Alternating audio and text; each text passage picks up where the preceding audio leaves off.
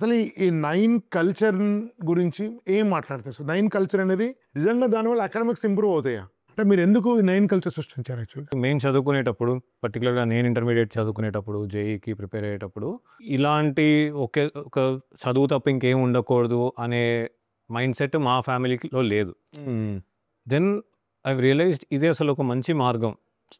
ప్రిపరేషన్‌కి అన్నీ నేర్చుకుంటూ అకాడమిక్స్ మీద కూడా ఫోకస్ చేయగలగడం అనేది ఒక చాలా పాజిటివ్ అబిలిటీ. చాలా స్టేబుల్‌గా ఉంటాడు ఆ హ్యూమన్ బీయింగ్ అనేది నేను తెలుసుకున్నా. నేను తెలుసుకోవడం యాక్సిడెంటలే, కానీ క్రియేట్ చేయడం యాక్సిడెంటల్ కాదు. సో ఇలా ఉంటే బాగుంటుంది అని ప్రతి ఒక్క పాయింట్ వెనకాల ఉన్న లాజిక్ తోటి దాన్ని అర్థం చేసుకొని ఈ ఈ ఆస్పెక్ట్స్ ఇలా ఉండాలి, స్టూడెంట్ ఇలా బిహేవ్ చేయాలి, ఇలా నేర్చుకోవాలి, లెర్నింగ్ అనేది హ్యాపీగా జరగాలి. ఆ హ్యాపీనెస్ ద్వారా ఇంకా వాళ్ళకి ఎక్స్‌ప్లోర్ చేయడానికి అవకాశం ఎక్కువ దొరుకుతుంది. వాళ్ళ మైండ్స్ ఇంకా బెటర్‌గా ఆలోచించగలుగుతాయి అనేది మేము తెలుసుకున్నాం. ఈవెన్చువల్లీ అదే వర్కౌట్ కూడా అవుతుంది.